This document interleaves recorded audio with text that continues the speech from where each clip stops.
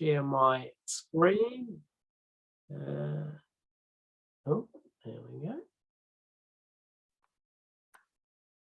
So we're going to talk this session about cyclists, motorcyclists, and then we're going to give you your road safety audit or your mock audit to do. So Emma will take you through that at the end, or show you where in Moodle you find everything, you find your sites, and do little bits and pieces. So I've got to allocate some time to cover that off. I've got to spend a good bit of time talking about cyclists, motorcyclists, and I also do want to extend the opportunity for anybody to ask questions about the desktop assignment. I see a handful of you have got them in, so well done to those people for jumping straight in, knocking it off. So thank you for that. And I've had a bit of a flick through. I haven't marked them and provided the detailed comments back yet. There's one thing I did notice. I think there is a little bit of tendency to over risk rate. So risk ratings on some of them I'm seeing coming in higher than I would expect of an issue like that. That's not uncommon. In fact, it's very common for new auditors as people sort of start to get their head around how to risk rate items. So when I'll provide a bit of feedback on those and a few tricks and tips, I think, on how to, I suppose, calibrate your risk rating to what generally is industry sort of understanding of what those risks reasonably represent. If you look back to our module 1 recording, go back to that, or look at the slides, you'll see that there is guidance in part 6 on the frequency and the severity and the table there. But it's all about remembering that this is what is the contribution of the specific issue that you have identified for contributing to the chance of an injury at that level over that time period. So it's kind of a hard, there's multiple factors to get your head around, but well done on having a go at it, and they're looking generally pretty good. Just a few little bits of feedback that'll come into you, which will help in your actual audit. Okay, but if you have particular questions on that, pop them into the chat. If we happen to, by some miracle, have a lot of extra time at the end of this session, I may jump in and just point out a few things in the design that may spark some people's attention in terms of potential issues that will be reported in a road safety audit report, but I'll tick on with this for now. I have no doubt some of you are people that ride bikes. So that's a term that is being pushed more and more now to, instead of saying cyclists, saying people that ride bikes, cyclists, or people that, saying people that ride bikes. I think the more try to maybe remove that image of a lycra-clad speeding cyclist and think more about the wide spectrum of people that ride bikes. We'll talk a little bit about that and who we're thinking about in our audits. So this session on the bike one, before we get to the motorcycle one, we're going to be identifying requirements for cyclists for safe travel, pointing out some technical information available for cycle paths, shared paths, and different cycling facilities on road. And of course, we'll jump into the audit issues, so common things that have come up, and I'll give you some live real examples of different audits and some findings, and some different terminology, treatments, and the like for cyclists. So at this sort of very high level, you can think about some of the requirements for safe cycling travel being separation, clear sight lines, space to ride, smooth surface or consistent, smooth and I suppose consistent, good skid resistant surface. Speed maintenance is an interesting one. I'll elaborate on that and how it links to safety, connectivity, and information.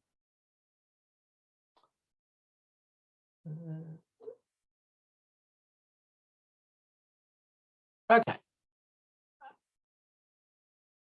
I suppose at a really simple level, when you're auditing, you're going to try to put yourselves in the shoes of different road users. And one of those, of course, will be a cyclist, and you'll think like a cyclist. And you'll be asking yourself lots of those questions. Okay, if I'm riding up here and I want to turn right, where am I going to position myself? Will I be seen? Is that going to feel safe there? Uh, uh, is it, is the surface appropriate here? Where do I store? And really talking yourself through that for different turns. If you want to go straight, if you want to go left, if you want to go right, if you want to go into those shops, how does that all play out? And so you're asking yourself lots of questions.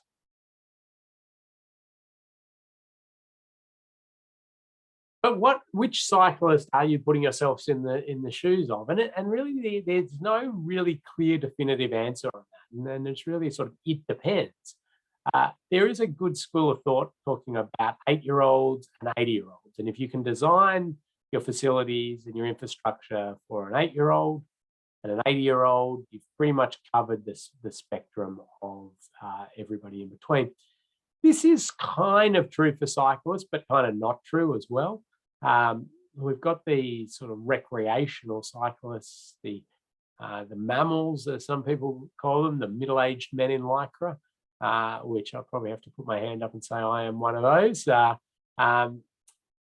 And that's a different cycling breed to a commuter cyclist or a utility cyclist or a cargo bike cyclist or an 8-year-old riding to school.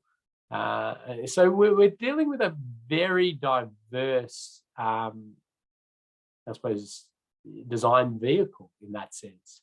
I mean, the vehicle is probably the same, but the use of that vehicle is very, very varied. So when you're auditing, you kind of need to contextualize that, think what is reasonable, understand a bit about the strategic importance of the route for cycling. Is it on strategic cycling corridors? Is that not really? And trying to calibrate your finding and your risk rating and your recommendations accordingly. But we'll show how that plays out. Okay, so in terms of documentation, for cycling infrastructure, it's quite good.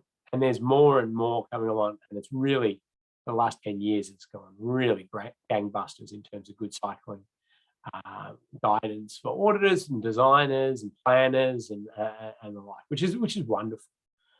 Certainly in the updated Part 6, there's more and more information that's been put in there about cycling, and especially in the prompt list, you'll see a lot more enhanced questioning around safe cycling facilities, be that on road or shared path or cycleways in their own right.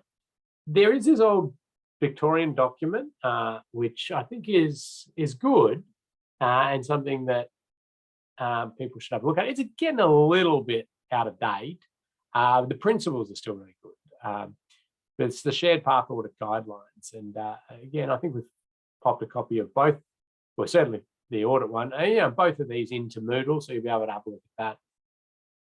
When it comes to the sort of the standards and guidelines around cycling facilities, we've got Part 6A, which is the paths for walking and cycling, which is, it's Part 6A of the Austroads Guide to Road Design. So you might hear me talking about Part 6, but that's Part 6 of the Guide to Road Safety, which is Road Safety Audit. 6A is of the Guide to Road Design is paths for walking and cycling. There is a Austroads document which tries to capture lots of the cycling aspects of the Austroads guides across them all. And of course, there's Australian standards, so 1742 Part 9, bicycle facilities. And then each jurisdiction tends to have supplementary guidance, and it's building as more and more supplementary guidance around cycling facilities. And we had quite a bit of involvement in these three, so I'll pop them up there, but there's some great stuff from City of Melbourne and Queensland has some great stuff. New South Wales is coming out with really exciting things, and of course other jurisdictions are coming out with stuff as well.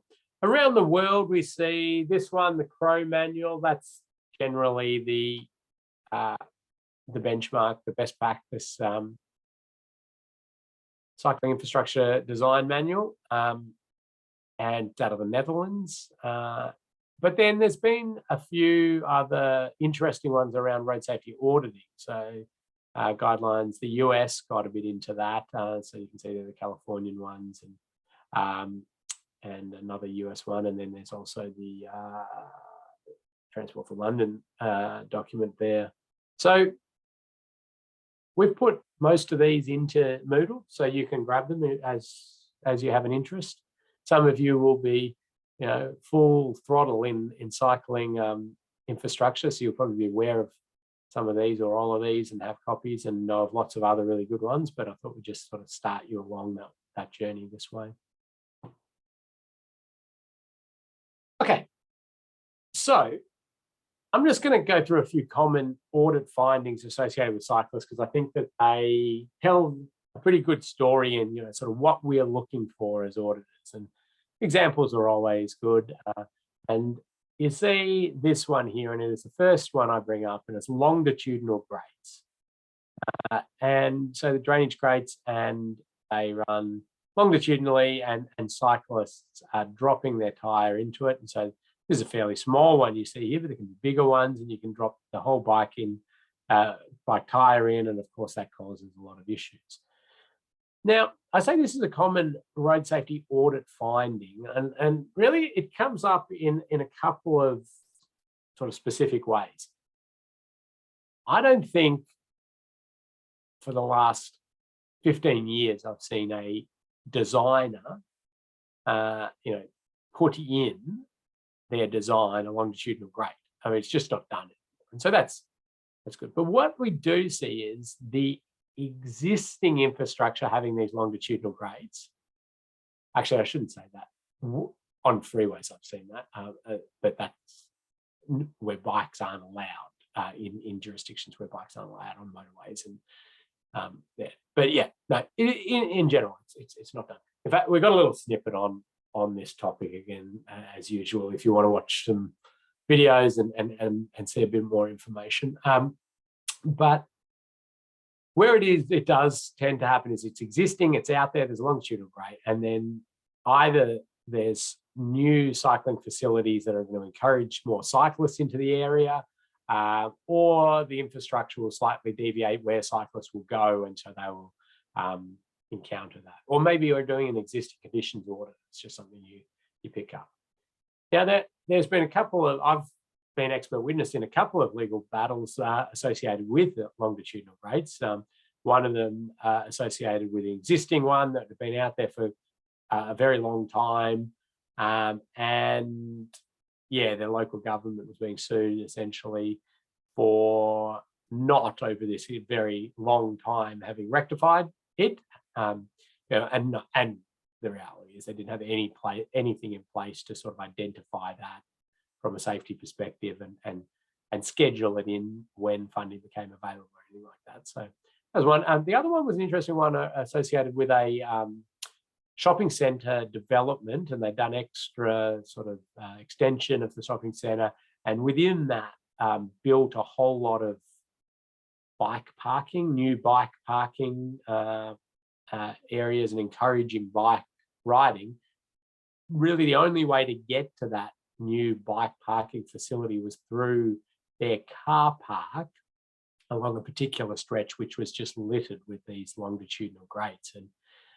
And there was no process in place of a road safety audit with the extension that was happening. And so somebody unfortunately was seriously injured going into that, going towards the shopping centre, and didn't hold much hope for the property owner to sort of defend that.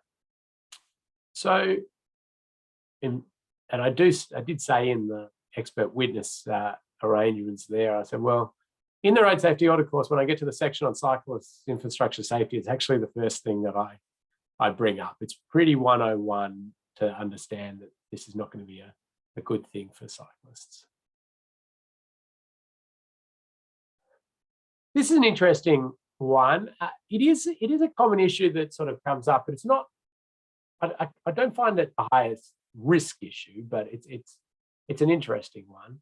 So this is an example of it. And so you see that there's a design which proposes some green markings at conflict points, some raised thresholds, different bits and pieces, and some bike hold storage boxes at the front of the signals.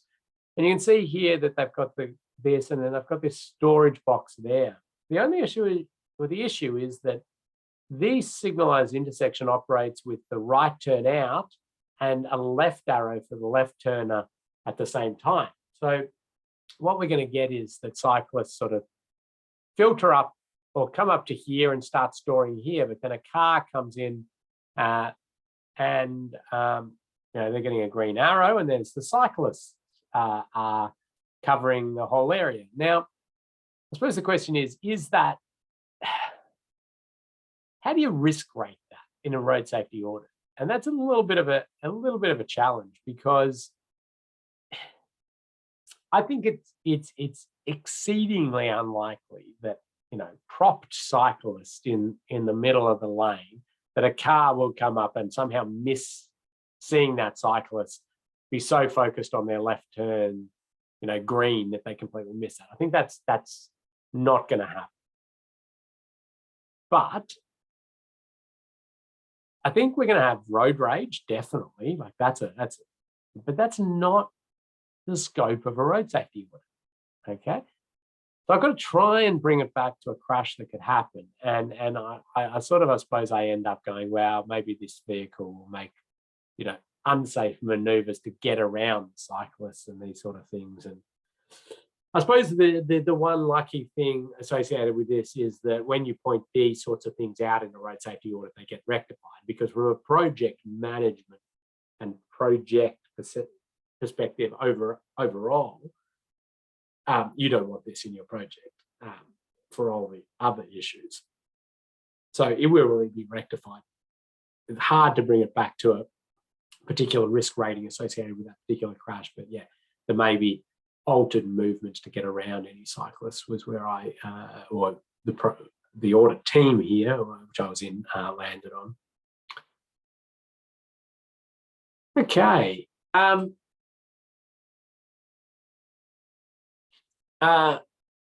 just about to get you to do it's not a poll quiz. It's a one where I'm going to get you to type some things. I'm going to put up a photo of existing infrastructure, and you're going to see if you can spot issues.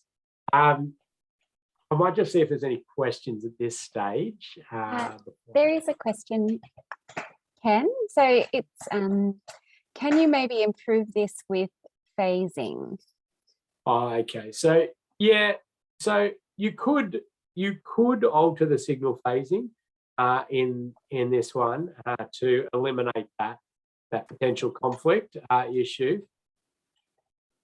I dare say that an alteration and not having the storage box at this location or the like is probably a better option, because you're going to have you've got to have cyclists who want to go straight forward, and you're going to have cars that want to go left. And if you've eliminated the ability to do that multi-phase movement. But yes, in theory, you're right. You could do that. Okay, so I'm going to pop up a photo. I'm going to give two prizes out here. The first one will be a prize for the person that tells me what country this is. And I've got a particular issue in mind. There's a number of issues here that you would bring up as a road safety auditor of the existing conditions. But pop the issues into the chat that you identify, and we will give out a prize if somebody gets one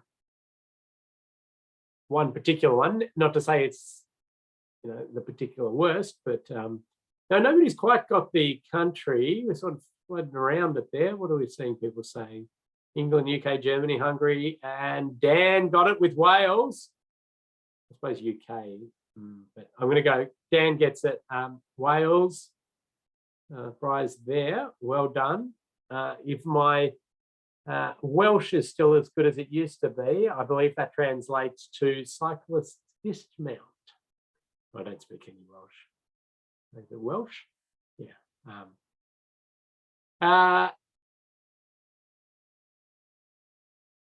Yeah, okay. Right, so let's have a look at the issues now. So you're doing some sort of cycle audit, you're looking at road safety issues for cyclists. Let's see what is coming in. Okay, good, okay. We're seeing line of sight from traffic, that's a good one. Adrian got there on the longitudinal, great. And I'm only giving a prize out because I just gave you a long spiel on longitudinal grates and then snuck one in there to see if people were eagle-eyed looking for them. And you can see there, it's not longitudinal for the road or for somebody riding on there, but right on the bike path it is. Now, there are cycle-friendly grates, so you wouldn't use that even either, in either orientation. But anyway, that's it's well spotted. But what else are we seeing? Yeah, so interesting. Some pointing out of the TGSIs, the tactile ground surface indicators here. There's quite a sway of them, isn't there? So that's interesting.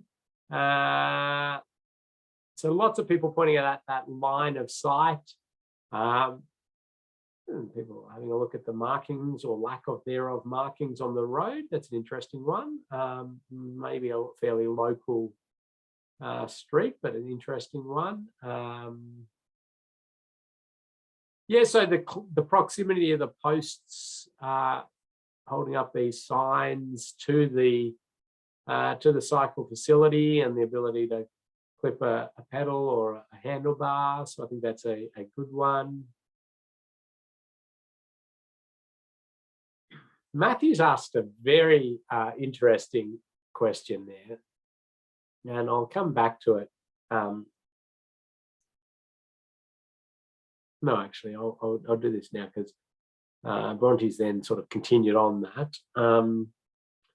It's talking about, well, okay, so there's a longitudinal grade, but cyclists have got to dismount, and it also feeds in a little bit with the fence issue. Cyclists got to dismount, so we've got the dismount sign there. And the question I have is, will cyclists dismount? And Bronte's said, well, incredibly short distance and unlikely there. And there's some people talking about the potential use of Z fencing, or that, fencing that you can, I'm not sure I'll be able to draw it that well. How's my drawing going to be? That's not too bad. Yeah, that cyclists go in, and I'll show you the one I'm talking about. That's actually been taken out of favour for this sort of situation. I don't think it's taken out of favour particularly for road safety implications. I think it's been more a continuity of cycling facility and a few other things. But yeah, the cyclist dismount sign is intriguing. Having been a very long-term cyclist, I cannot remember in my life ever dismounting when told to. Now, in the different circles that I talk to, it's a pretty common theme. You can put the sign up.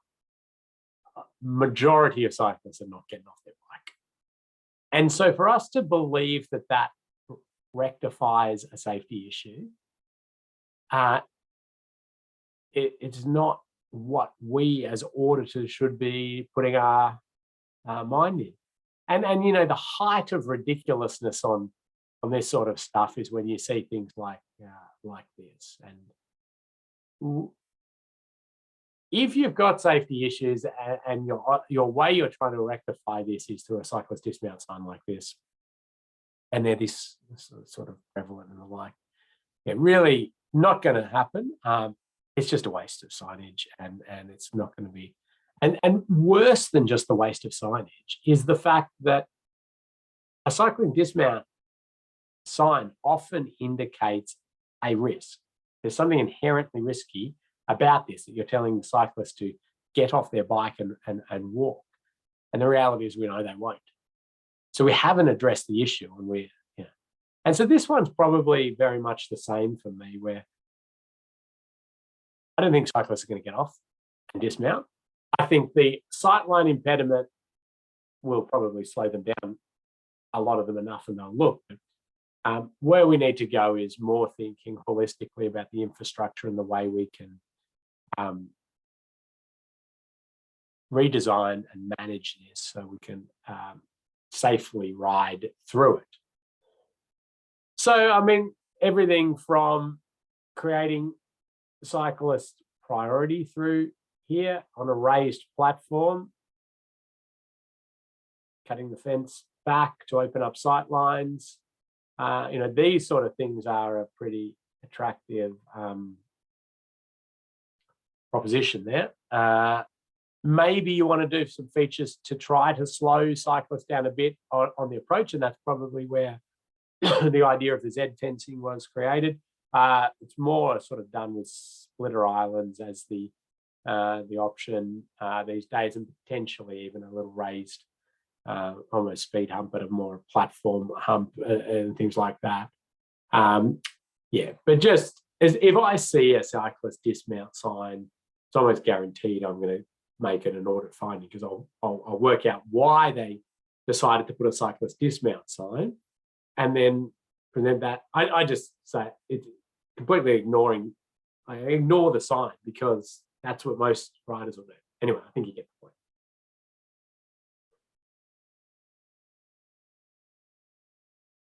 point. Keep the questions coming in as we go. I think there was a few questions on or some points around that that site from Wales, but we'll keep moving on from that. I think you found quite a few things in there. Here's another real world example of an audit. This was a new big subdivision, and it was post-opening road safety audit. So they basically built the public infrastructure. There were still some houses going in, and there was a road safety audit required. And interestingly, they built the shared path facility right up to the property boundary. It's sort of like the footpath, and then they just turned it into a shared path facility. And as a result of this, there were quite a number of the houses that had the garage there, and then the high fence right up to the edge there.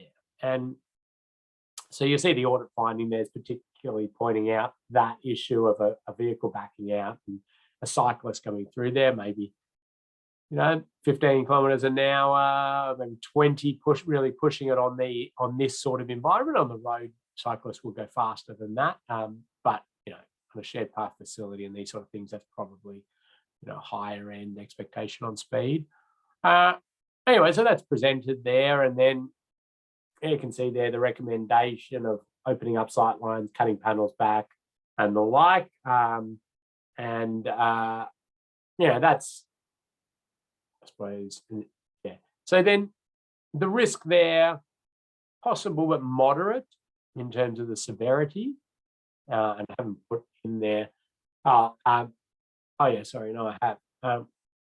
It doesn't hold that FSI when you look at the risk chart that you've been provided, and that's the one that when the crash happens, it's likely to be fatal or serious from the severity of the crash.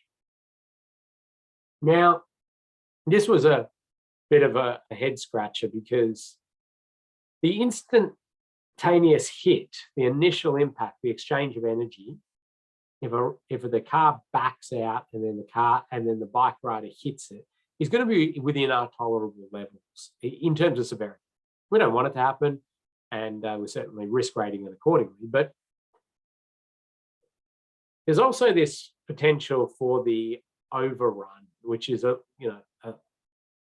less frequent occurrence, but that's where horrific visions of a child getting caught under backing out vehicles or the like, and so that makes it hard. But you still, in this case, we still put it as within safe system tolerable energy, but the probability and the moderate still results in a high risk. The interesting thing about this one was that the audit report was completed by the audit team. I was part of that audit team, and we sent it in, and the council and the developer got it, and they worked through the issues. There were lots of issues identified in different bits on road stuff and this and that. This particular issue, that they made some comments on the report, and then they sent it back and they said, could you please reissue the report removing this finding? The reason this finding needs to be removed is because those were built in accordance with the precinct structure plan and the standard drawings or whatever are associated with that. I don't know the particular terms, but it was basically councils. This is how council had agreed in the thing that it was all to be built. So please take it out.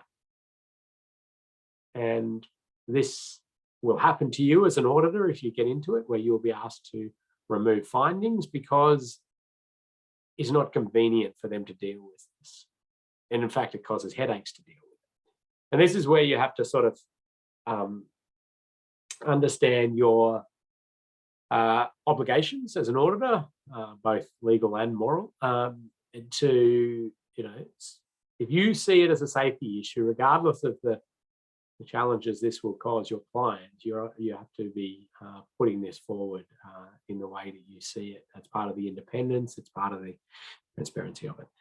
The murky part of road safety auditing in Australia, especially Australia and New Zealand, is the fact that you're usually being paid by the person who's pissed off with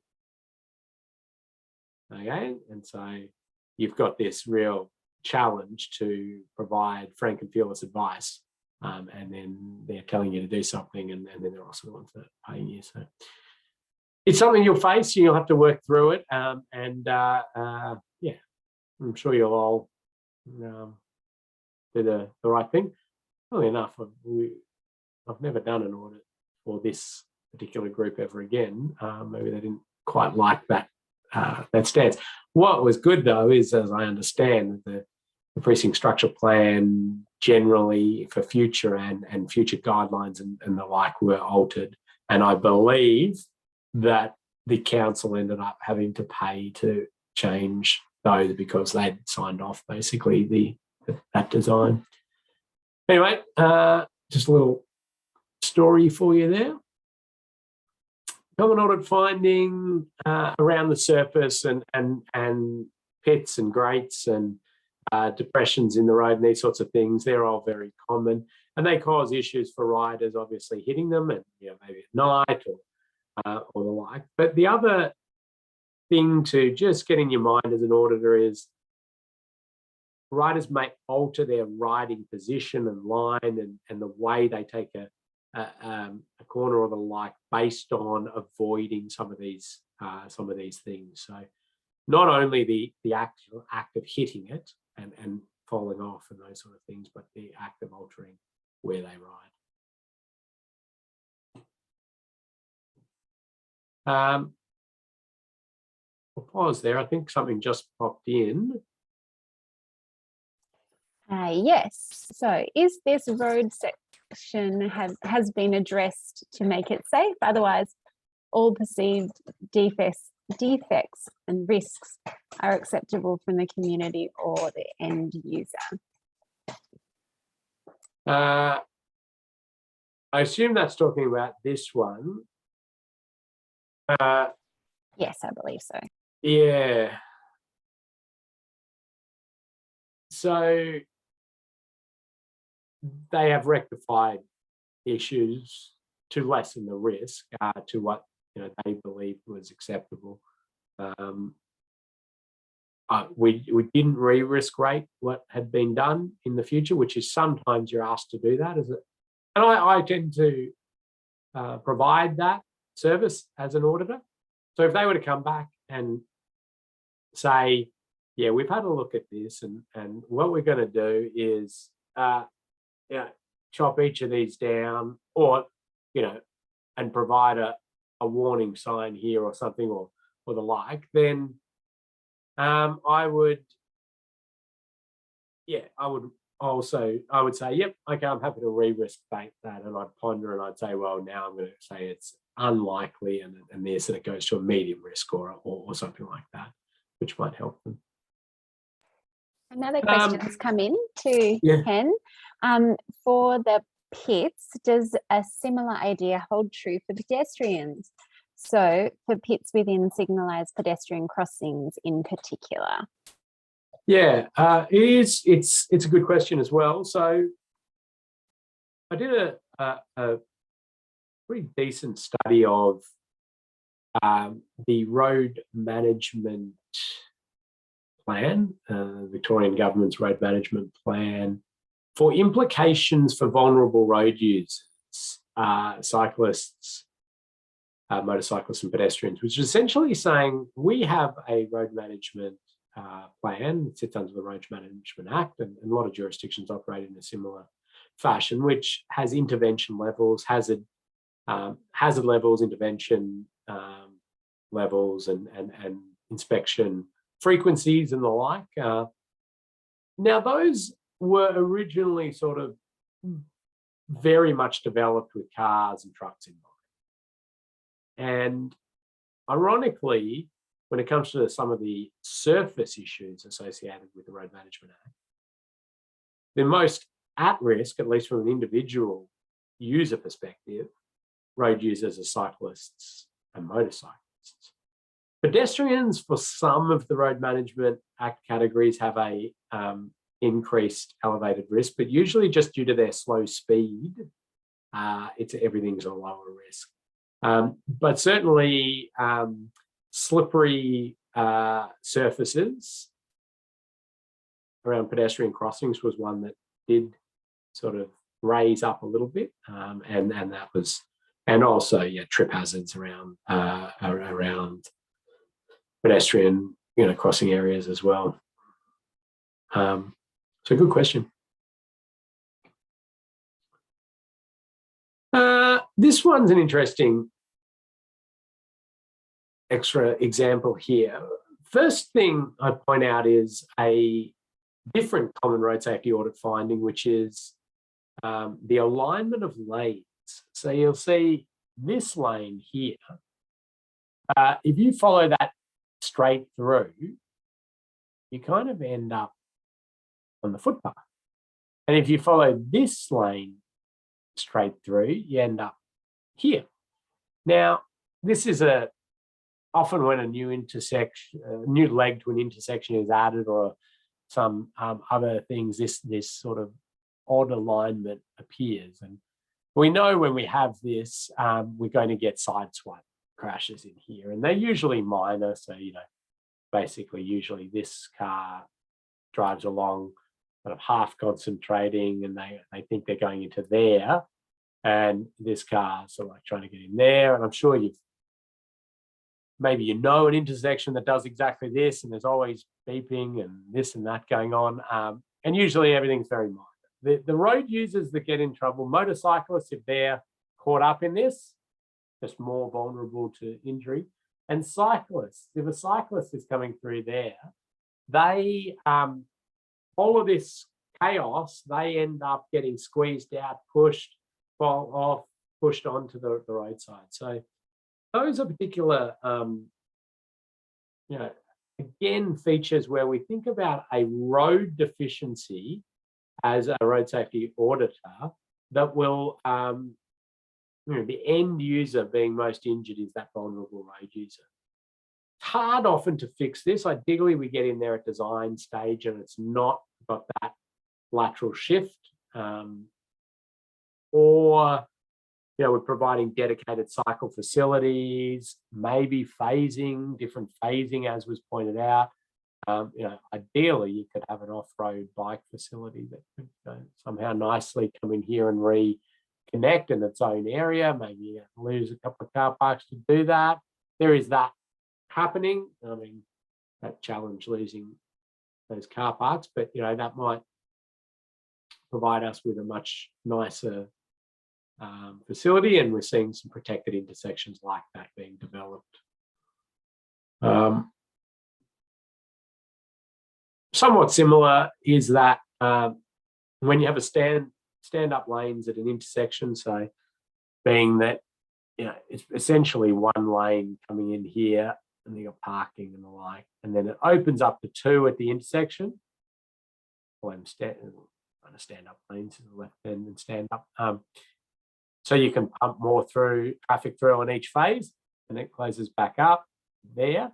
Well, the vehicle that's coming through here, as they go off the lights, they are trying to make sure they get ahead of the traffic or merge in. And so again, if you've got cyclists sort of in that mix, they're not really sort of concentrating as much on that. That can just be a little bit of a challenge. Questions coming in. We will take a break in about 20 minutes, I'd say, or when I get to the end of maybe cycling, and we'll just have a short stretch break and fill up with the water. But roundabouts are a very interesting feature of the road network when it comes to cyclists. We know that roundabouts do an amazing job for vehicle-to-vehicle interaction. They do a pretty good job for motorcycle safety. For pedestrians at roundabouts, it's unclear. Lots of reports will show better safety benefits for pedestrians at roundabouts. I think a lot of them are misleading in the fact that they don't account for exposure alteration. So the fact that people won't cross at a roundabout, or will avoid that area, or cross down the road before they get to the roundabout, and those sort of things, I don't think that was properly accounted for in the evaluations.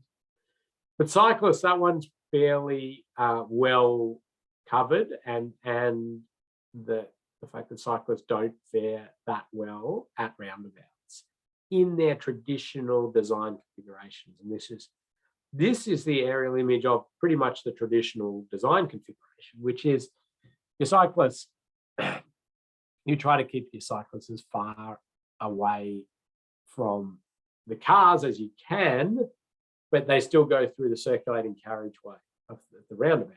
Now, there's two issues with this. One is that car that tries to, or that squeezes by and pushes, and the cyclist gets clipped, and all of those issues. The second one is a phenomenon that behavioral psychologists or human factors experts are fascinated with. They just love it, and it's a good one. It's a good one for you to Google if you're interested, and have a little read about it, because there's plenty of literature on it. It's called Look But Failed to See. And the way the phenomenon plays out in this scenario is that a bike's coming up here, and they go into the intersection, and this car has been coming up and then just drives straight through. But the driver had looked, from further back. They'd looked, and clearly there was no sightline impediments. There was nothing. They looked directly at the cyclist. Cyclist goes into the accident, and then they drove straight into them. It wasn't intentional, but this is why the behavioral psychologists are so fascinated with it, because the drivers know that they have to get away, but the ability to process that information in the time there just can't happen. Yeah, so Reese has popped in there that their focus or their look is for the car. Interestingly, it happens both when there's cars there that they're preoccupied with the car, but if there's just a cyclist coming in, and it's more than just that. Yes, there's theory that the air, like, this is not the expected thing, that they're not. Yeah, they're looking for that car and they see that, and the time it takes to process, that's also something I should stop for, is just a bit longer, and in some situations that results in that. The positioning of it is another one. Then they get into next level behavioral psychology stuff, and they talk about threat theory, where that does not present a threat to me, so that it's less instinctual to give way. I mean, this is all happening in the subconscious. Of course, they're not, consciously saying, oh, well, law of the jungle here. I'm bigger. I can avoid road rules. So anyway, fascinating little area. But so anyway, taking all of that into account, Ostrodes and others pondered this for a while, and they re-established probably 10, 15 years ago, or 10 years ago at least, the design guidance on these urban single lane roundabouts to this sort of configuration, where a cyclist comes up here and then they use these symbols. Prize for the person who can tell me what that symbol is called. Trying to get the cyclist to come in and claim the middle of the lane. Bronte's on it with sharrow. That is correct. It's got a sharrow. It's a mashing of the words shared and arrow. And it's to indicate an area of the road where cyclists will share that area with vehicles. So that's the general design advice. Now, I think we can do better than this. I mean, if we take our 8 to 80 principles, it's not quite going to fly to send your 8-year-old to claim the lane, push in front of the big 4-wheel drive that's there and claim that lane. It takes a certain level of cycling confidence to be able to utilize these facilities in their intended manner. And we do, I suppose back then there wasn't sort of much consideration of some of the other more exciting and more dynamic ways to manage this. I'll show you those shortly, but they come with cost and other challenges. 2-lane roundabouts, before I get into some of the pictures of some really nice, exciting things. Extra bad for cyclists. And the reason being, twofold. One is that a cyclist approaching, wanting to turn right, really has to sort of cross these lanes at some point. Cross in there, and that's a real challenge. If they don't cross in there, they go, get to here, and then they're trying to cross a lane where a vehicle may be going out. It's just a mess, right? So generally, that's not good. The other one is this sort of dynamic visual obstruction issue where you've got, I'm going to see how well I can draw this. You've got a vehicle coming up here. You got another vehicle that's sort of sitting behind this vehicle. The cyclist is coming down here. And just the nature of the cyclist being small and the like is the masked vehicle may wonder why this vehicle's hitting the brakes, because there's no car coming, and think, oh, they're just maybe just a nervous driver, or they don't know how to use a roundabout or whatever it is, and they come in here and then they continue through, and so we have that conflict there. So yeah, they don't perform well at all, and you can, a lot of cyclists will avoid them. So the ways now that we're aiming at sort of the gold standard of this sort of stuff and is to provide separation for these road users around the roundabout in one form or another. So here's a mock-up of this double lane roundabout configuration, which could, the general principle is get the cyclists off the road, provide them with cyclist priority if possible, and then get to here. And if they want to do a right turn, you either go under the road, which the Dutch would do every single time, right? So you'd go under, and then you continue on your journey. Or, if that's maybe too expensive or the like, you're having your crossing points at this nice squared up angle, enough away from the intersection to know which vehicles are coming, and then there's these distinct crossing points. So it's a fairly good design. It's certainly that principle's been done in these urban roundabouts, and this is for the smaller roundabouts in these urban areas, the gold standard. So this is Moray Street in South Melbourne, and you're seeing that a cyclist will come up here, and if they want to go right, they come in here and they sort of circulate around, and off they go and continue on their journey. And that one's certainly built, so there it is in the real world, and performing really quite well from a safety perspective. Some nice little design nuances with it. The sort of space that a car can prop here, so at least you get one car out of the circulating carriageway. Certainly the council responsible for this was fairly okay with the fact that it would slow down and congest traffic a bit. It was like, well, it's a major cycling corridor, it's a pedestrianised area, there are priority road users. We're okay if people in cars go a little slower and have to wait a little bit. So that's a good move by council in understanding and actually sticking to their road use hierarchy and their One Network framework and their movement in place and all of those things that we talk about in a strategic planning sense, but often, then push comes to shove and a CIDRA report lands on the desk and everybody, reverts back to traditional thinking. So it's good to see that that's in there.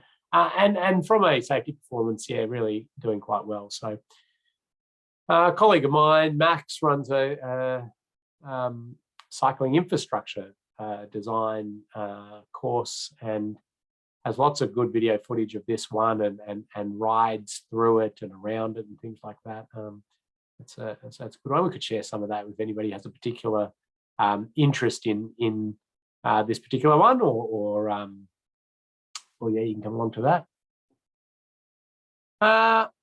And again, so back to really auditing and what is our role, and it's trying to work out, what risks are going to be created or what risks are not being rectified, or what risks are being created with new designs, and if new features are coming in, how's that going to play out? And you really get to try to imagine how a cyclist is going to use facilities, how drivers are going to use it, and this is a new roundabout design, and there was this little thing here, which was an attempt to try to alleviate that two-lane point. So the cyclists would come up to here, and then they would go through, and then they would store here, and then off they would go when it was safe to do so.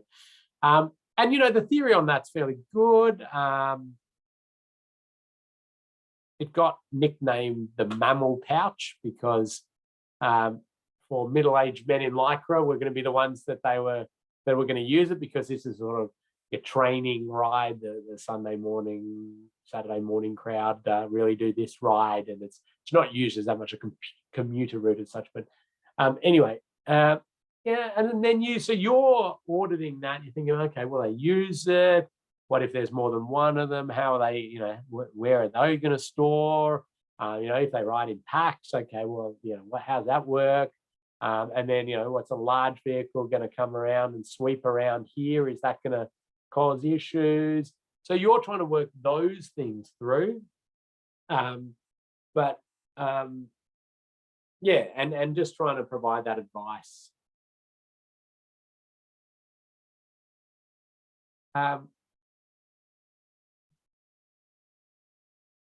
So Chris has popped a question there. Sorry, Emma, I'll just grab this one because so Chris has made a good point. I thought the green paint had to be across the face of the entering traffic as well. There's no point raising awareness where there's no entering traffic, and I think that's a really good pickup. And I'm going to give a prize there to Chris for that thinking. But there's been a bit of a change in exactly how we go about thinking of the use of green paint. Because Chris has got the the reason green paint exists is to highlight conflict points between vehicles and bikes, and it's to alert the driver to the fact that a cyclist could be in this area. So this roundabout's odd in the sense that it actually highlights everything but the conflict points. And the reason, though, that this is sort of done in this particular way is that green paint has started to be used as a bit of a guiding device to encourage cyclists into a particular area. And I'll show you in the next slide, next couple of slides, where that has successfully or could be successfully done. But I do like Chris's point that you would usually expect to see it at all of these entry and exit points where the cyclist could be sweeping around. Maybe not the exit. Oh, no, exit as well, you could do. So it is an interesting point. But this one was interesting, of a cycling, a big roundabout, new roundabout being built just out of Traralgon. And they identified, okay, some cyclists go along here and, the roundabout's not going to be great. And so they've created this separated cycle bit to bring cyclists away from the trucks and everything through that roundabout at least, and then they can go back to utilising the shoulder. And so then they go and build it, and this is what it's built like, which, it's there.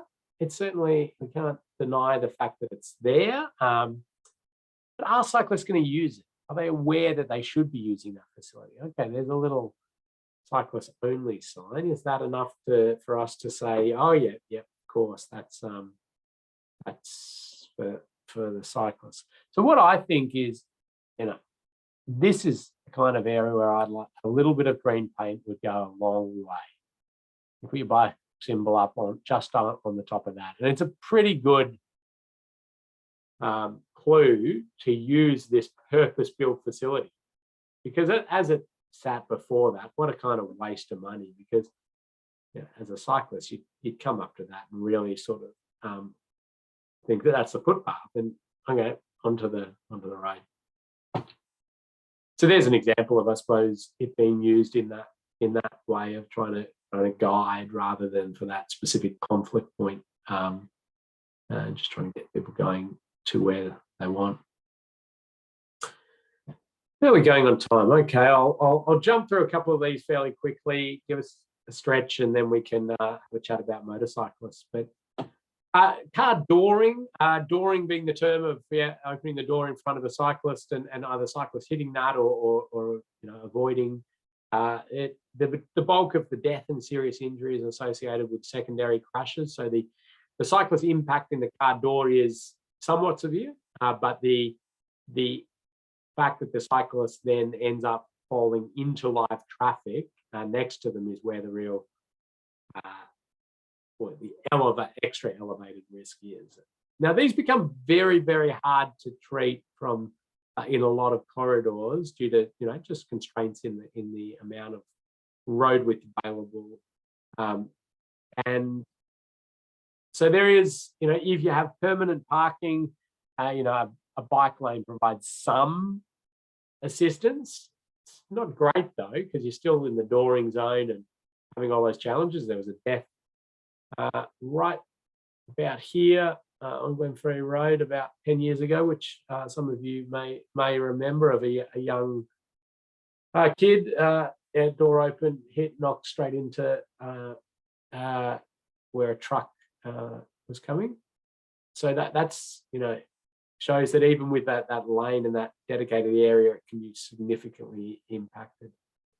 What we know is the gold standard really associated with this sort of stuff is the Copenhagen style separated facilities, pushing your parking into the road way and providing that free run curbside for the cyclists.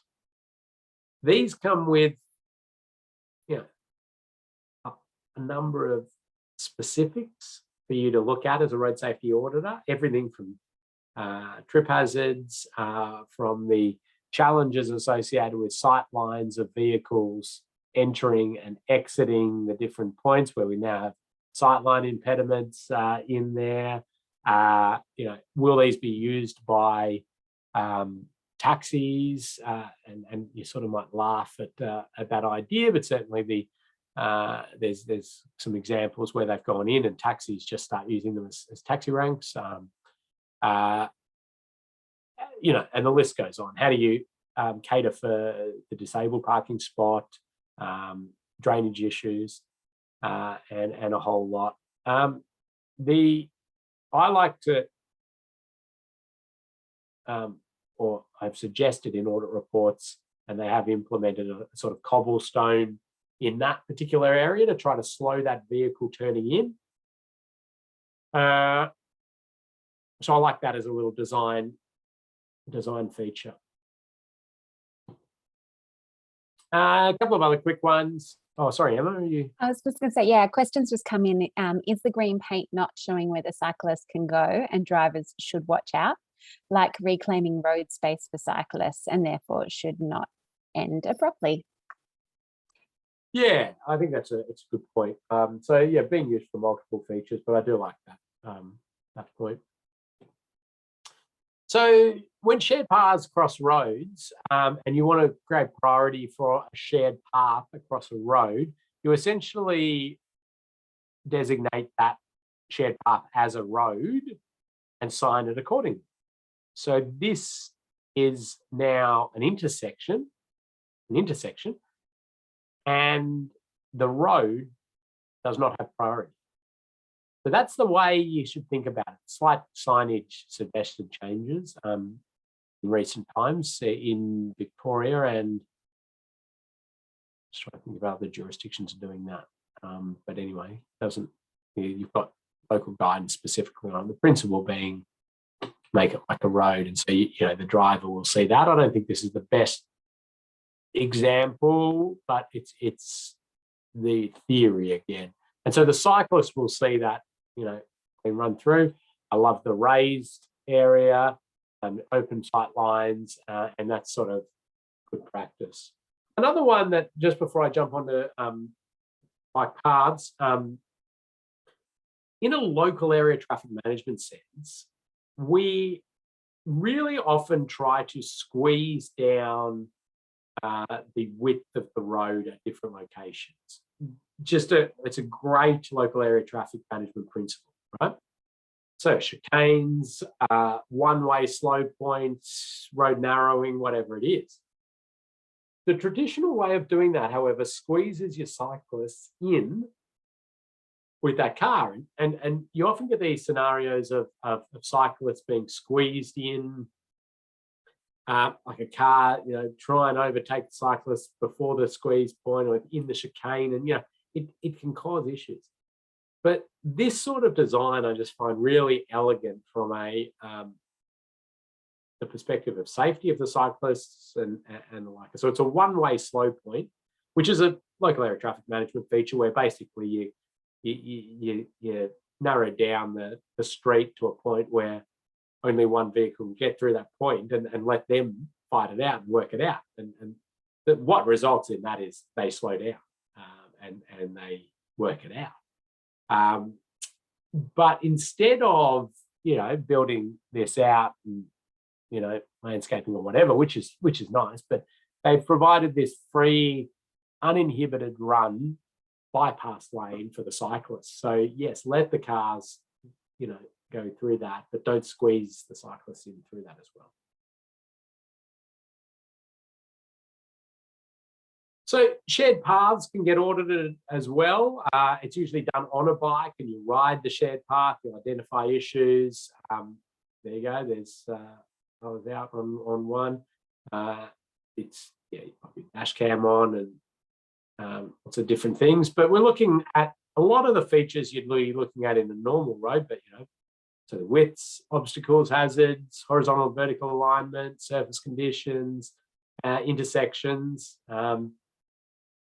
And intersections, again, there's some pretty standard things to think about in terms of it's kind of the same for vehicle-to-vehicle intersections where we want clear priorities, good sight lines, advanced warning, sign guidance. 90-degree is good, and speed management throughout. So the picture on the right there's just a bit unclear who's got priority, and yeah, that's the way that it's been displayed. This one's the same. Certainly looks kind of like this one's got priority, but actually that one's got priority. So it's just, again, a bit hard to see, just the way it all sort of lined up as a Y intersection. Shared paths are, subject to people having to leave the shared path on their bike because often it's dogs or kids or something that's, jumping out in the way or getting, and so your roadside or path side hazards like drop-offs and fixed hazards are become, important to think about. Drop-offs, any sorts of, rocks, poles, these sorts of things are all ones to think about, and even things like fencing, all things that can cause issues, and certainly there's some good information in the Austroads guide, the Road Design Part 6A, helping you consider that. Fences, fences can catch a pedal, a handlebar and the like, and so ensuring that you're using purpose-designed fencing, and there's quite a number of products available out there, fencing products that you can use that cater for that more like this one will, if a cyclist had hit it, it would be with the shoulder, not the pedal or the handlebar or the like. Another one, just to point out as a common audit finding, is the back of a W-beam system. So a shared path will often, end up near a road, and the designers and the like have decided that it's important to protect the path users from the vehicle traffic, and do so with a barrier system. The back of the barrier system then, if it remains untreated like this, it can present that issue for riders. So there are means to lessen that risk, sort of like a back-to-back W-beam system. There's some plastic sort of products that you can put on the back of different ride posts, different guardrail posts. And just thinking about things that get put in the middle of the path, like these bollards to stop people, or this sort of ring to stop people getting into areas on cars or the like. At night, that's going to be very hard to see. The chain near impossible to see. Probably why somebody's tied a bag there to warn other cyclists before they get sort of clotheslined. This is a pretty good setup, I thought. If you have to have something in the middle of your cycle path, flexible bollards with retroreflective delineators, and advanced line marking and warning and the like, and highlighting the hazard as well. Ideally, you wouldn't have the cable stay sitting there, but obviously a challenge. So what I've done is put a little fact sheet on cycling audits. So that is, if you are specifically said, can you, do a cycling audit of this one, you would have to ride through the area, and just some specific considerations that are a bit more focused on that, what you might take with you out there, different things to look at. Let's have a 2-minute break, 2 or 3 minute break. We can pop up a quiz I think we've got in there. If you get to it, great. If you're off filling up your water, that's okay too. Or maybe we don't have the quiz. I don't know. Got it ready to go if you. Yep, let's go. go. Quiz and break. There you go. 2 questions. Remember, you're not being marked on it.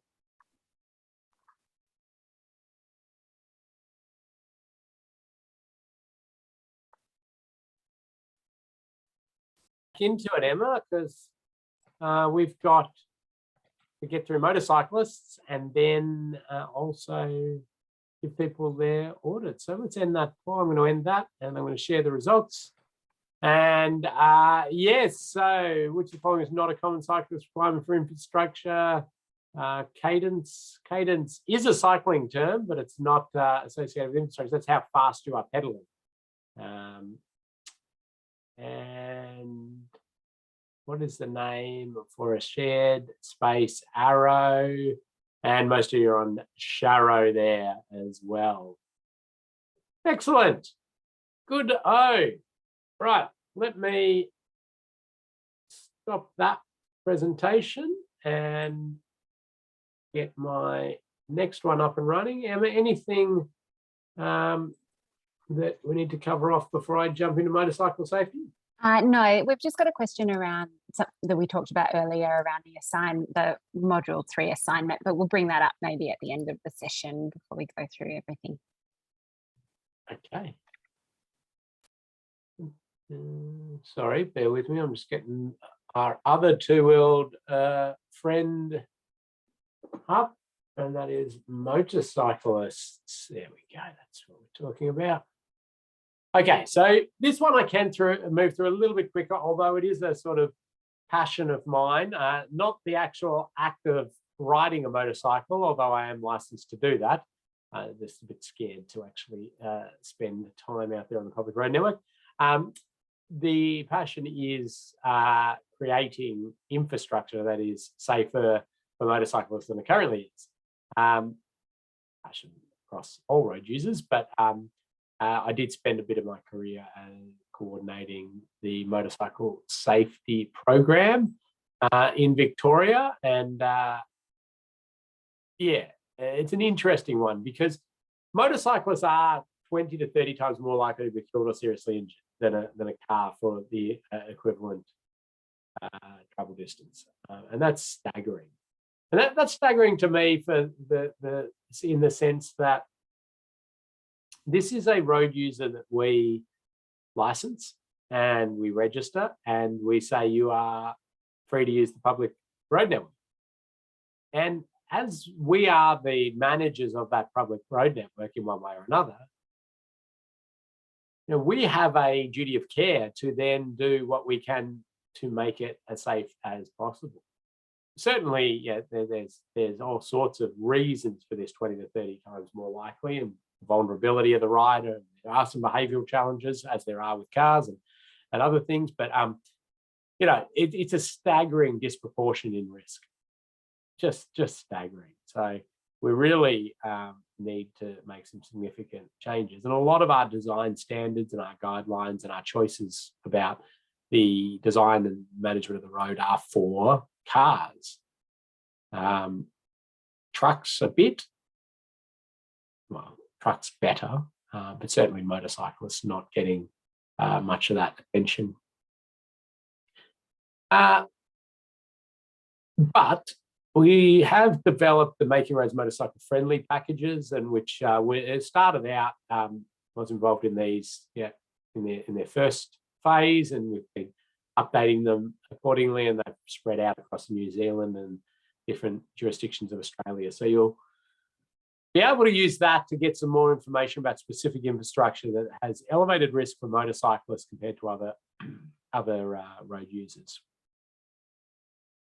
And the 5 S's that I tend to use for motorcycle safety risk as an auditor and thinking about that: sight, surface, signs, strike, and speed.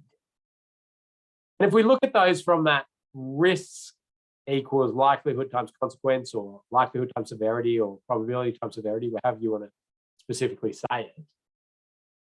The sight, so being able to see a motorcyclist or a motorcycle seeing what's coming, and the surface we provide and the signs that warn, inform, and guide and the like, they're the likelihood factors. Sorry, don't count that Wally yet. Okay, I just accidentally went one slide ahead.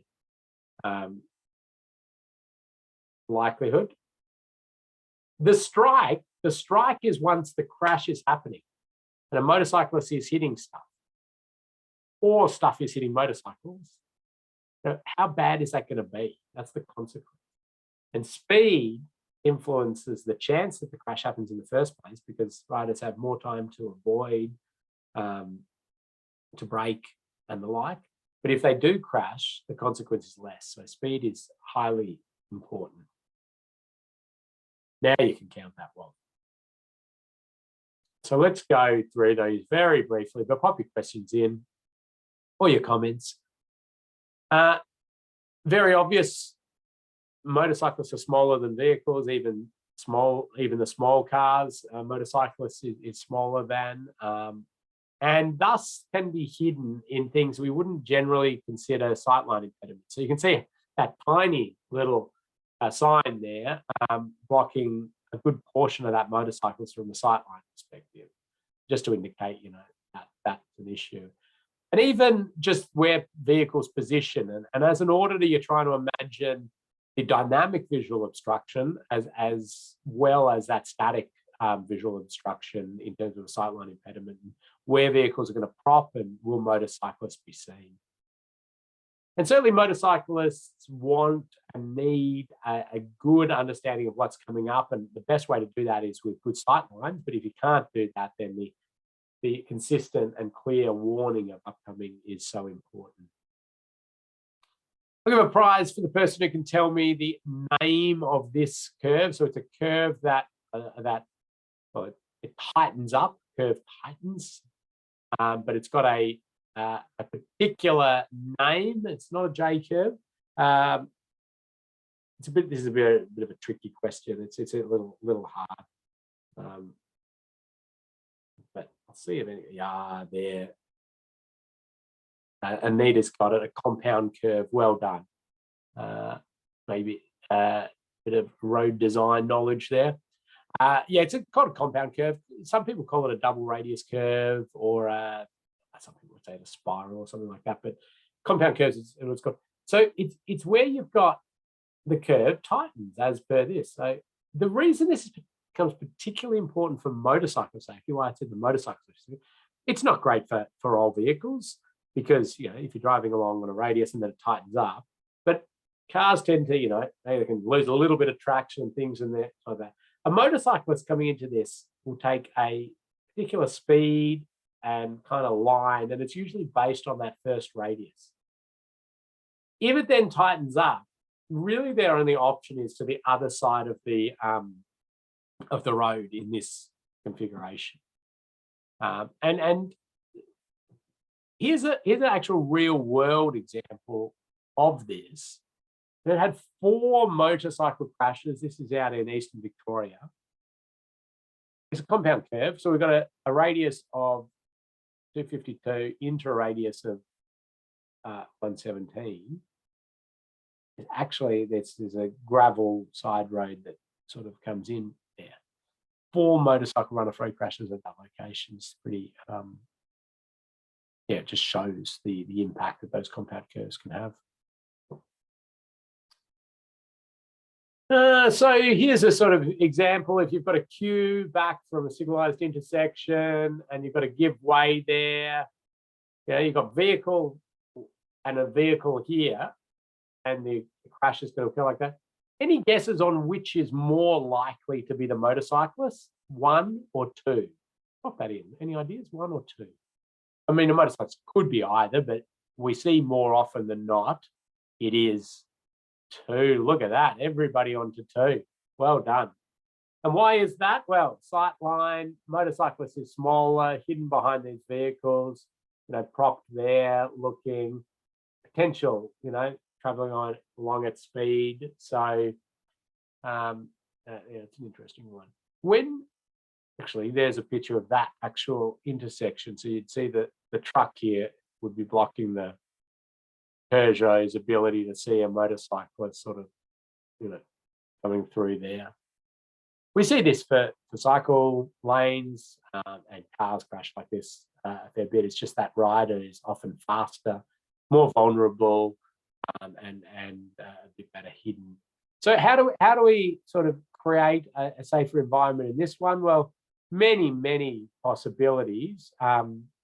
Everything from very expensive stuff, closing off the turn if possible. You can do a sort of partial signals here that link to the upper signals here, which is done around the place. One sort of cheap one is to pull your hold line back a bit, open up the sight lines a bit more. this is like the world's biggest keep clear. I don't know why I use this example. I should get a normal size keep clear. But if you can pull that back a bit, it can open up sightlines a bit more time for the rider to evade, open up sightlines, and there's a minor improvement there. Lots of ways that can be done. Again, here's a rider that peers from behind the tree out the front of the platoon. He just potentially takes off the lights a bit faster, gets out there faster, and just at that point maybe hidden, and the vehicle can pull out. So the best we can possibly do to open up sight lines is really good, thinking about shrubs, signal controller boxes, power poles, trees, and all this in those areas, and recognizing that even though it's not big enough to warrant a sight distance constraint for a vehicle, we've got to think about motorcyclists as well. And motorcyclists, take a corner or a curve on a lean, and so their center of gravity is out, and as if they lose traction, it's they're often down onto the surface. So the surface is really important on the approach to a curve, through the curve. Once they're upright and out, it's not as critical. Anywhere that a rider is heavily braking or avoiding or the like is also important. So intersections become particularly important for surface conditions. So we want that good skid resistance, and we want consistent surfacing, like this one.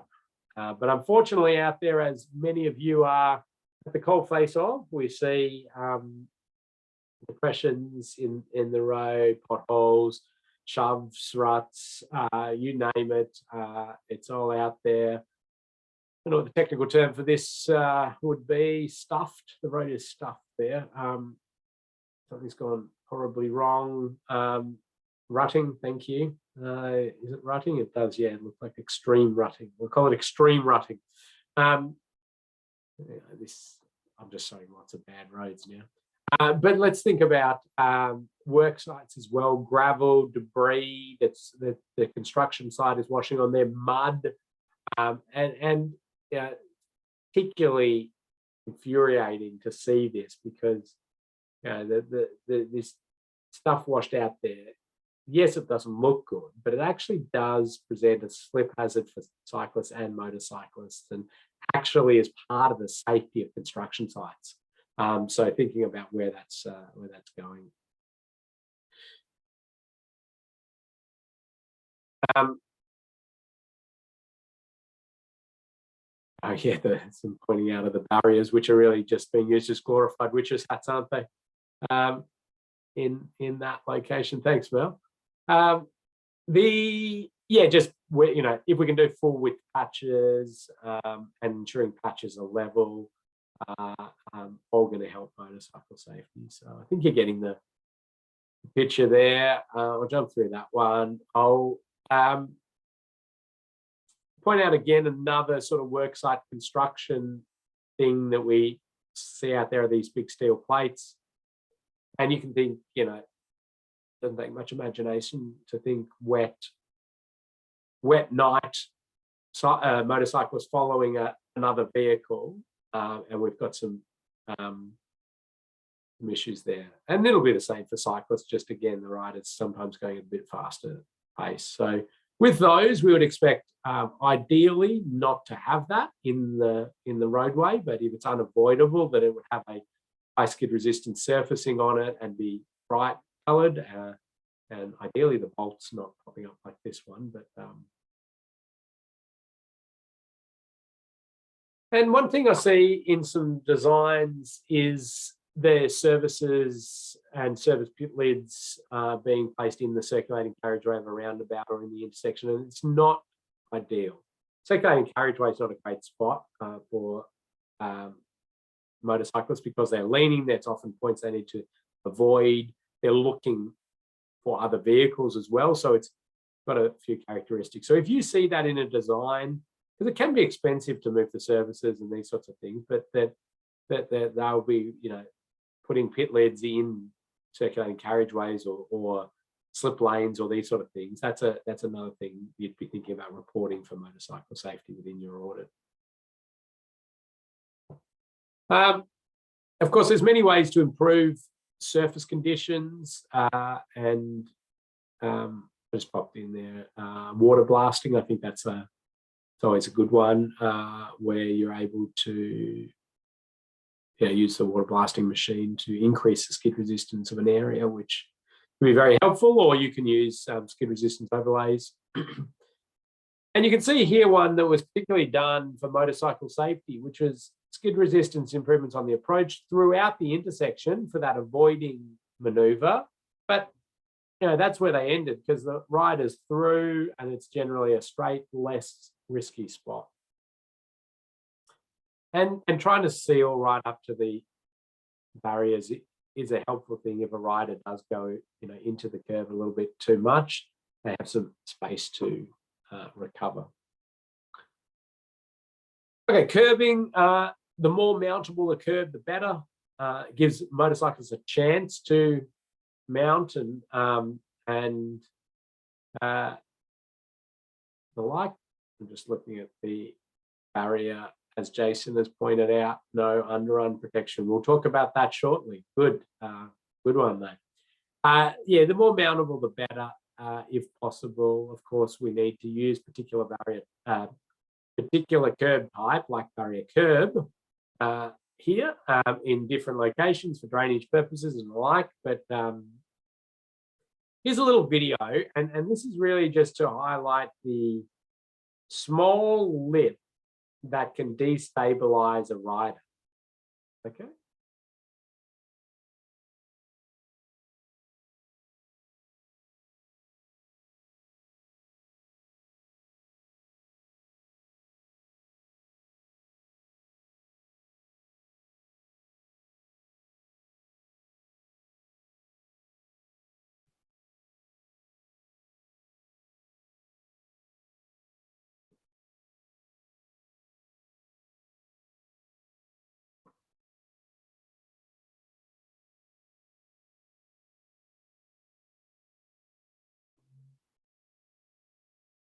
Okay, so you saw that small lip, and it's enough to destabilize the rider. I don't particularly think that the design of that roundabout had any major features that were bad. In fact, they'd highlighted the lip and done a whole lot of other things, but just more to show that. And then the rider hits that roadside hazard, which is a grab rail. That's something that you put as a cycle path crosses a road or something, so the cyclists don't need to unclip. And they can just hold on to it. But you saw it was pretty solid in terms of stopped the bike pretty well, didn't it? And I played that in New Zealand at one point, and they said, "Hey, bro, come and have a look at our grab rail. We use some PVC piping. It'll just break away." It's innovative. I kind of like it. I don't know whether it would hold up to UV light for too long, but why not? Another thing you're almost guaranteed to find as a road safety auditor, as if you're getting into road safety auditing, is people wanting to do large paint sways on the surface. Now, sometimes that's fine in a lot of urban areas, very low speed and those laneway activations and those sorts of things. I'm okay. I mean, that's all super low speed and trying to enhance that. We've got a bit of speed up and things like this, that's going to be slippery for motorcyclists, thermoplastic line markings and the like. Often there's, I've seen this a handful of times now in my career where you've got an intersection and there's an overshoot problem. So drivers are not recognizing the intersection, they're overshooting it. As a response to that, somebody comes up with the idea to paint a big stop sign or a big give way sign at the intersection, just as you're approaching it, right at that point. And I can see the logic in that to try to, do this. But the thing is that you are then painting a massive thing right at the point that if a motorcyclist is approaching and they have also been fooled by a see-through effect or some other deceiving bit of road, they slam on their brakes and slide because you've created a potential skid resistance problem at that location. The line markers will tell you that the skid resistance of thermoplastic line marking is really good, and as good as the pavement. They're right when it initially goes down. What they don't tell you is give it 6 months and it's polished up and you get some rain on it and it's way slipperier than the surface.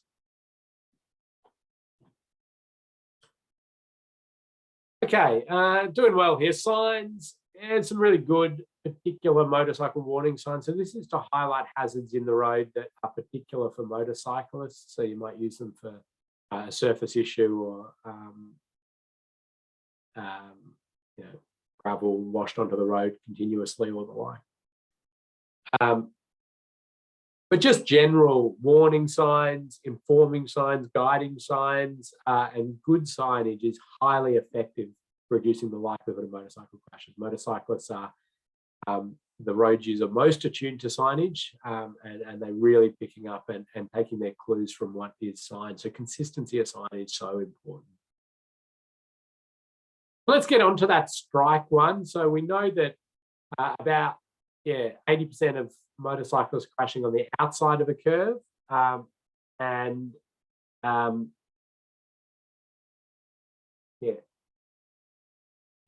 on the inside of the curve.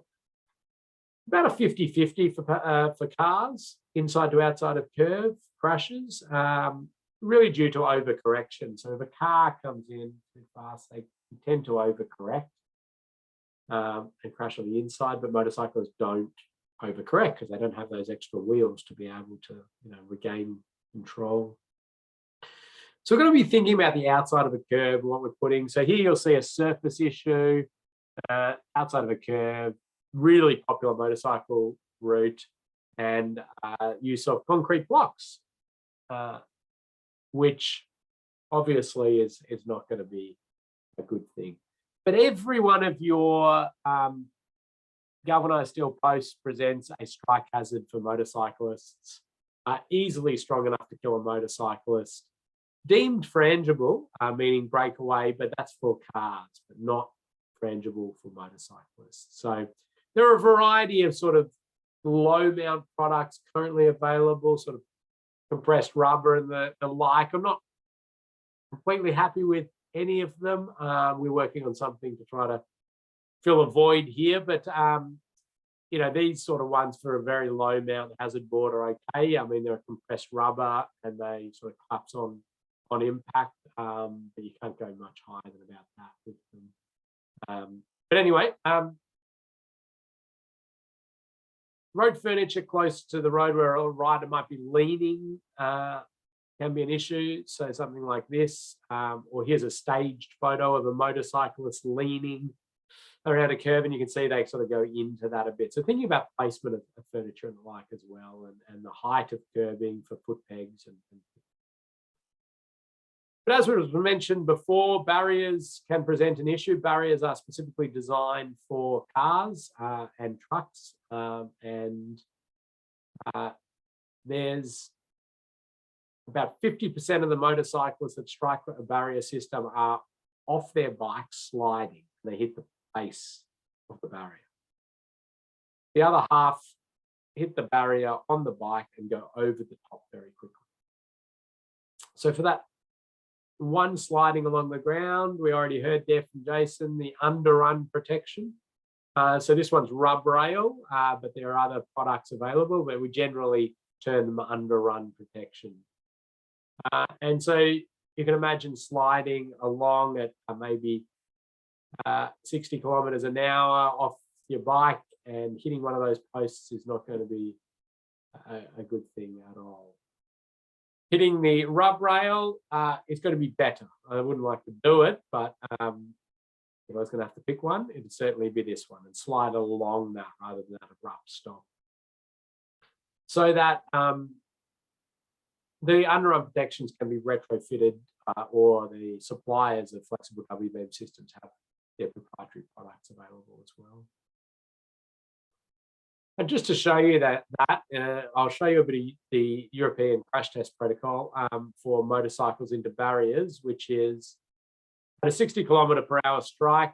And you can see it just destroys the dummy there. 60km/h into with underarm protection, you can see some absorption of energy, redirection, and the rider sort of continues on. So it passes the impact requirements at that 60km/h crash, and you get a bit of absorption of energy, and so you've got pretty good setup there. How long have I got here? I'll probably start winding things up, but I'll just briefly ask the group, why have they done it only up to that point? The underarm protection. There's posts here. Any ideas? Chris has got it with one word: terminal. It's the terminal of the barrier. That's the specifically designed end terminal of the barrier, designed to collapse on itself. Particular posts, the ways that they're configured, and the like. And this section, there's no tested product that can be put under there. So if somebody was to somehow jimmy rig the bolt it onto these posts, it would potentially compromise the functioning of this and make it a danger for other road users. So just something to note if you see connections to a terminal. And wire rope, of course, this one's been the topic of a lot of motorcycle angst, and they talk about the cheese cutter or cheese grater, cheese cutter. Now, there's not much truth to their statements. The reasons are a few. First of all, there is hardly any motorcycle crashes with this barrier system because of where it's used. It's usually used on the big, long, straight roads as a fatigue management device, basically. And motorcyclists aren't, drifting off the road asleep.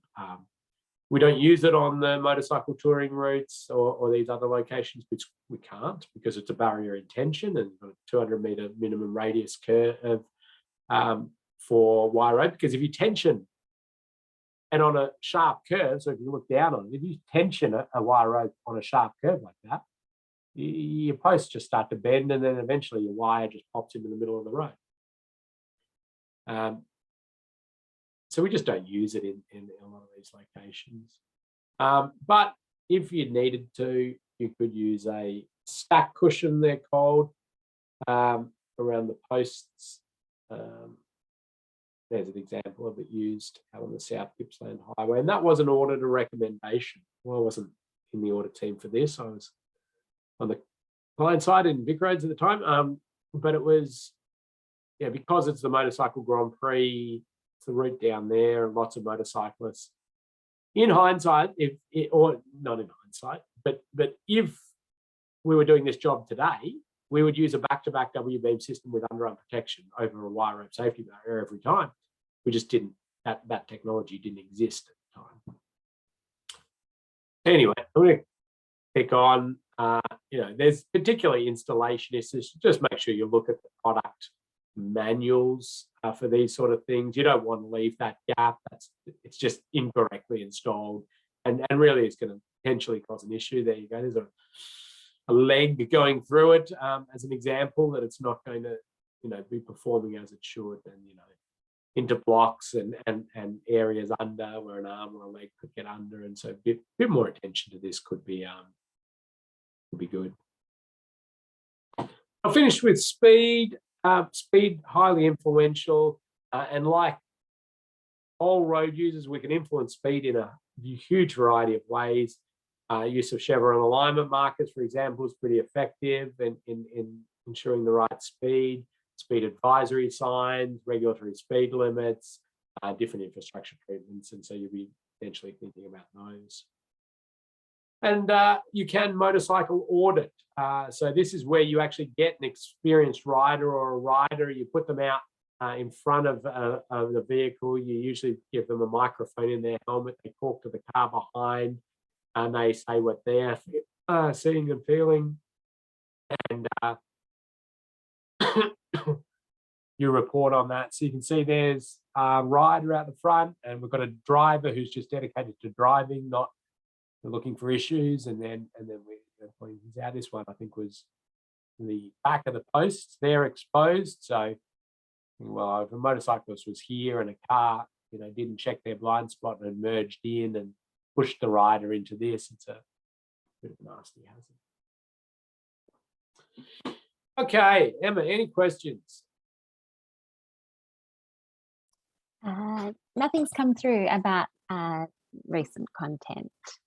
Okay, good. Let's give these people their assignment. And sorry, you're getting so many or the multiple assignments. Trying to just that first one's really to get your head around that, writing up issues. So get that in as soon as you can, and you'll get some feedback. And then, the question came through at the beginning when you were talking about this from Jason.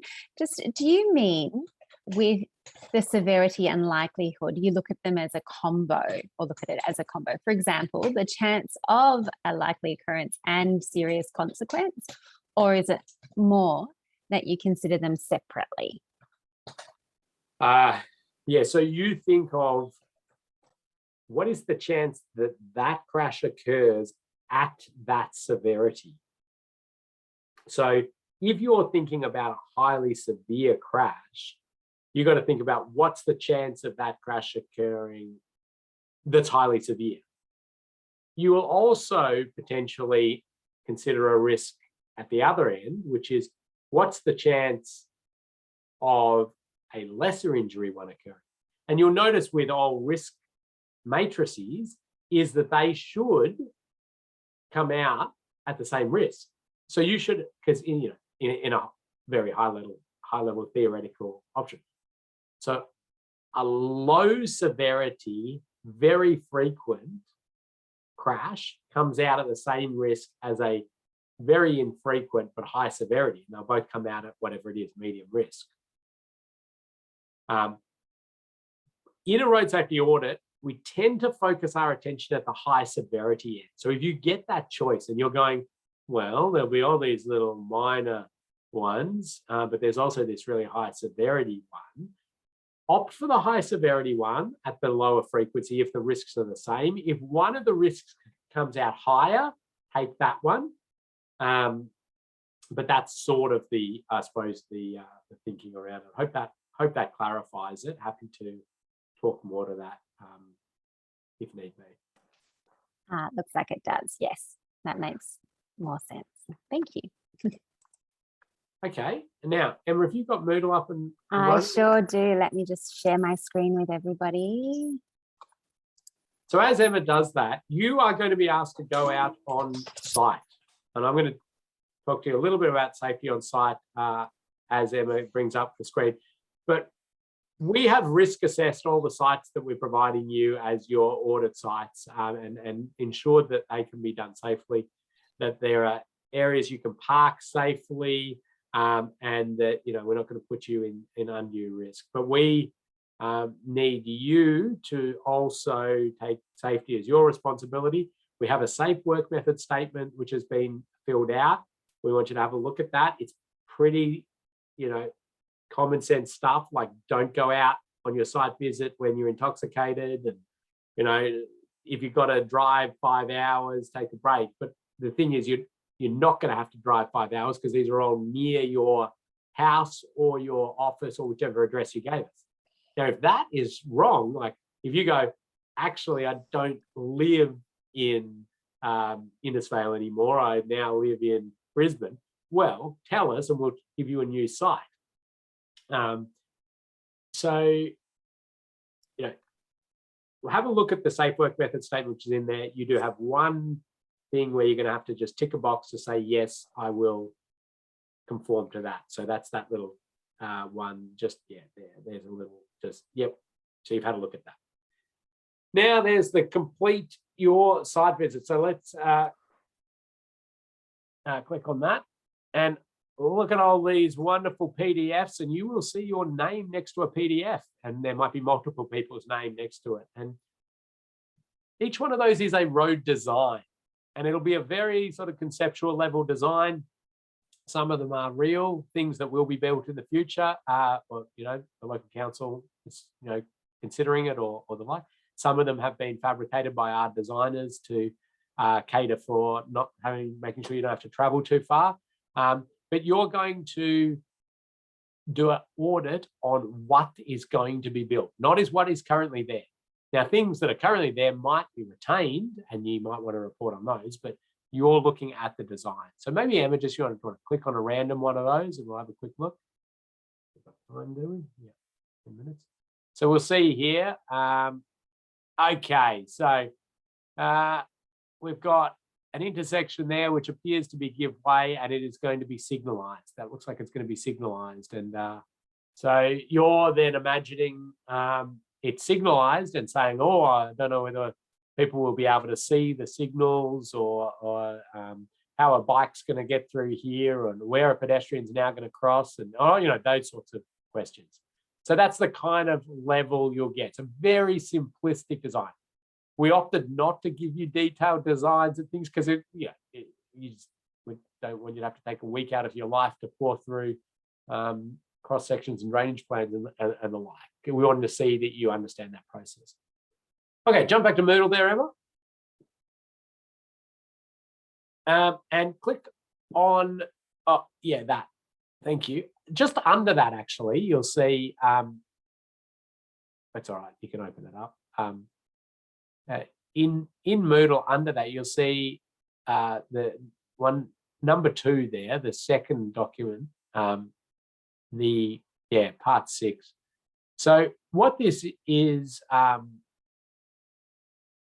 it is not full part 6, but at the back, you remember there are those prompt lists. So if you need some help and, you know, some guidance on what sort of issues should I be looking for, how do I think through this, you can go to those prompt lists. So they're near the back. They're up a little bit from that. Actually, yeah, they're not right at the back, are they? There they are. Yeah, so that's sort of the end of the prompt list. But you've got many pages of things that you can work through if you're struggling to find issues. But we're not going to make you find all of the issues. Okay, we just want you to report on 3.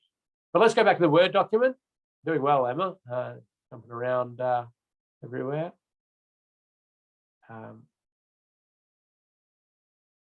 Okay, so what you've got is an audit report template. Now, you're welcome to use this, you know, in the real world, just, you know, rebrand it, whatever you want. We're not copywriting anything here. We just want consistency in audit reports. It is very consistent across industry how this is done, and so you could grab anybody's and you get it generally the same thing. So please feel free to copy it, rebrand it, and make it your own. But in this assignment, anything that you see highlighted yellow, you're going to have to fill out. Okay, so let's go down and see what we actually highlighted. So there's a few things to be highlighted there, any abbreviations you use. Bit of an introduction. We don't want a, you know, lengthy explanation there, but just a bit of an introduction and a snip of a plan. A little bit of stuff there. There's a bit of background there. You can keep going through. You don't need to fill any of that out because it's not highlighted, and it's just standard words explaining what the audit report is and the like. Here we go. Any drawings? So your drawing may have a number, put it in there. If you don't, just put no, you know, unmarked or the like. Put your name in. You can briefly describe the existing conditions, and then the daytime inspection. You are not going out there at night. We risk assess that as we didn't want that to happen for a variety of reasons, so only during the day. There's the risk assessment table, so that's just for your reference. You keep going down a little bit there, and you've got some other things there. You can have overarching comments. If you want to make some overarching comments, you don't really need to do that. And then we get into the table of findings. So I'll conclude. So you do sign your audit report in the next section there, section 5. You sign your audit report. They are official documents. You sign it. We're going to get you to sign this one, or you could put a fake signature or whatever, but we just, that process that you would sign a real audit report. And the site photo, sorry, before we get into the table of findings, for the purpose of this exercise, we just want you to put a selfie in there, or like you on the site. Doesn't need to be a selfie, but just prove that you went to the site. So go down a little bit, Emma, please. There you go. Here's an example of me on a site. So that's kind of what we want to see. You went to site and you were wearing a high-vis vest. So ensure that you have a high-vis vest, or you wear it to site. If you didn't, we have posted you one. And then you've got the findings and recommendation. And you'll see that there's only 3 rows highlighted because we only want 3 issues. We've given an example one, but we want you to write up 3. You've already practiced this with your first one, and you just write those 3 issues. The issue, nicely worded with what's the issue, the crash that could happen, risk factors, any standards and guidelines, risk rated, recommendation, categorize a recommendation. That's it. Okay, so Marlon's asked the question of where's their site. Well, it's individual. You've got to find the PDF in Moodle that has your name on it, and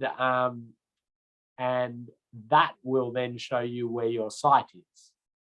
So each one you'll see there, it's going to have your name, and you'll find it. You'll open it up. You'll have a look at it, and that will be your site. Of course, if you have any trouble, be it finding your site or finding the plan or downloading it, or you have trouble finding issues or don't understand what you should be filling out or anything like that, get in contact with us. I'll set up a one-on-one Zoom. Happy to look for issues in your plan with you if you're really struggling. Help you with any confusion you have about different bits and pieces. Myself, or I've got lots of colleagues who have got time, so we can make sure somebody's there to coach you along through this. But I think you're getting the idea of it. But you can see there lots of different sites around near your house or the like. There you go, Marlon. There's yours. It's Sunshine, Geelong Street, and you're in West Footscray there. And I'm not sure exactly what the plan is there, but it could be a real design. It could be something that's been made up. Okay, so you're going to submit that. You've got 2 weeks to do it, I think. So next session is our final session. If you have any questions, you can bring them along to that. But of course, don't wait till then. You can get in contact with us anytime. But we do give you a week after that final session to submit it. You can submit it as soon as you're done and knock the course off, finished. And remember, only 3 issues, a little bit of filling out of the template to show you that's sort of what an audit should contain. That template is the absolute newest Austroads guide to road safety part 6 2022 version. We have just within the last few months updated our template. So I do suggest if you're in an organization, you're not using an updated new template, considering all those new things that should be considered, you consider passing that around to some others and saying, hey, we should update our template to reflect this. Any questions before we go? Thank you for taking us through Moodle there. No worries. It's due on the 26th of May. Just confirming that. And to submit it, you just, like all the other assignments where you've uploaded documents to Moodle, you just select added submission and drop your template into here. Great. Thank you. Yeah, so enjoy it. It's a bit of fun to audit, to imagine the future, and but get in contact. Is there a quiz? I think there's a quiz as well for. Yes, there is. And there's a question, it's just come through. Do you need to do a day and night visit? Just a day visit. Yeah, just a day visit. Please don't go out there at night for this work. I mean, you probably walk past it at night. It's in your neighbourhood, but no nighttime visit required for this. We've tried to streamline it. We also just want to make it, some very safe. On the safety thing, you don't need to be measuring lane widths or looking at those sort of things. It's just gathering a general feel for how the site operates, thinking about the plan. How will that fit in there? How will it tie in there? Oh, where will people go? Because they want to walk from there to there. How are they going to do that on this plan? Where are they going to walk? That sort of thinking, rather than getting your inclinometer out and looking at the crossflow and measuring lane. Don't do any of that. That's not what we're looking for. Thanks, everyone. Thank you. Just a reminder, we don't have a session on Tuesday. Our next session is next Thursday. Thanks for joining us, everyone. Thanks. Bye. Bye.